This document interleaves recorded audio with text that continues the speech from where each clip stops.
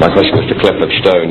You said that you had seen aliens on a craft that had crashed. I wondered if you could describe what they looked like. I could, but it would probably take a whole lot of time. The reason I state that, when I got out in 1989, we had cataloged 57 different species. You have individuals that look very much like you and myself that could walk among us and you wouldn't even notice the difference, except for some of the things that they might be able to go ahead, even in a dark room, and touch an object and go ahead and identify what color that object might be. They would have a heightened sense of smell, sight, hearing. The situation is that you have various types of what we normally call grays. We didn't call them grays in the military, but you had at least 3 types of the grays. You had some that were much taller than we were. The unique thing that I'd like to point out for the most part is that the entities that we did catalog were in fact humanoid. Now this created a situation where the scientific community was trying to figure out why that would be the case, because you would expect that if life evolved on other planets that they would take on some type of other being, so to speak, not necessarily look humanoid or be bipedal such as we are. But apparently we got quite a few of the species out there that are humanoid in appearance, and that creates a question that yet has to be answered by science.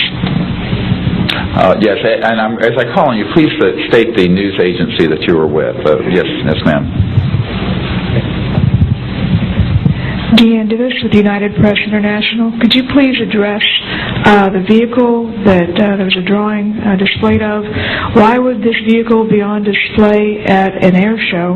What is the power source that you are asserting is going to be so very useful? And how can you determine that this vehicle is not something that is being developed, by a government agency? In fact, I think that was the testimony. This is an alien reproduction vehicle, and just to be clear, this means that it is based on advanced anti-gravity and zero-point energy propulsion systems. Those are the propulsion systems. They are being manufactured by a consortium of companies that include Lockheed Martin, Northrop, SAIC, and other corporations. They do have superluminal capacity, in other words, faster than the speed of light capacity. I think Mr. McCandlish and other witnesses that he's identified could go into more of the technical physics of it. I'm just a country doctor from Virginia, I tell people. I mean, really.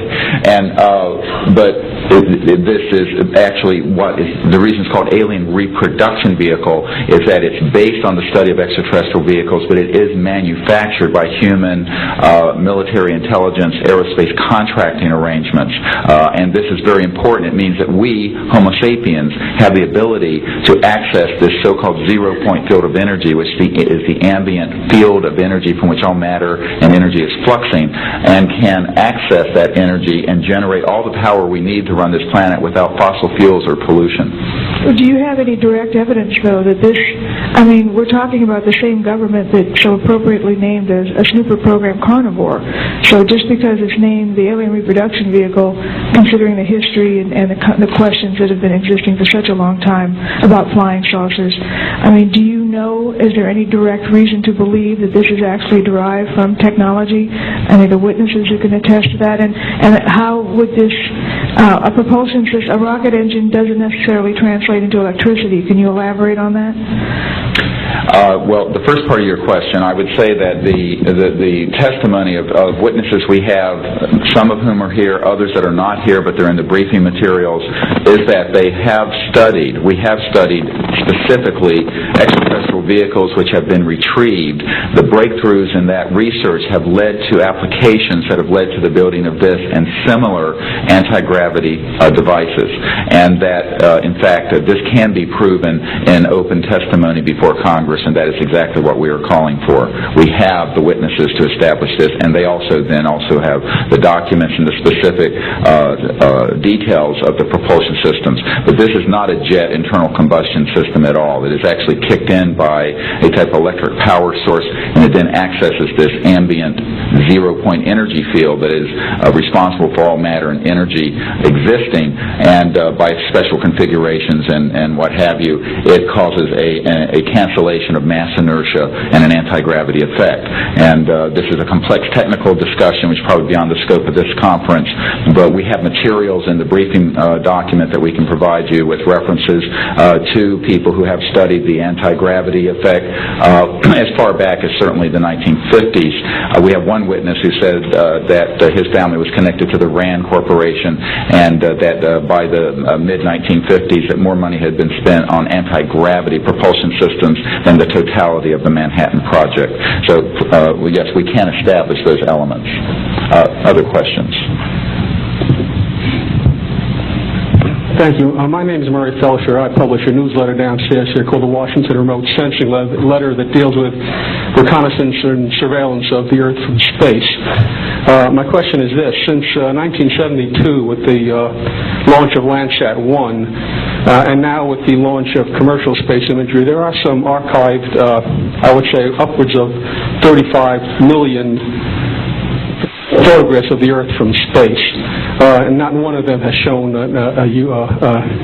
flying saucer. Are you suggesting that these have been airbrushed out? We're suggesting that there is a system before the public gets hold of anything that's off of a government-connected satellite. There is a compartmented operation that does indeed sanitize them from this type of evidence, and I think the testimony of the gentleman who was with the Defense Intelligence Agency, Mr. Maynard, Ms. Hare, and others would substantiate that. We have other witnesses who have been involved in projects where such items have been sanitized out. It could also be that if you did a thorough search, you might find a few that slipped through. We obviously haven't had the research dollars to go through all the millions of images that are cataloged to look for them, but we do know there's been a very thorough sanitizing of this. And people should not be naive about the extent to which covert programs using billions of our tax dollars have been able to effectively hide this. This is one of the sort of myths of both the media and the public. It's sort of a Pollyanna myth that we live in a society where such things could not be done. In fact, they are done, and we can prove that they have been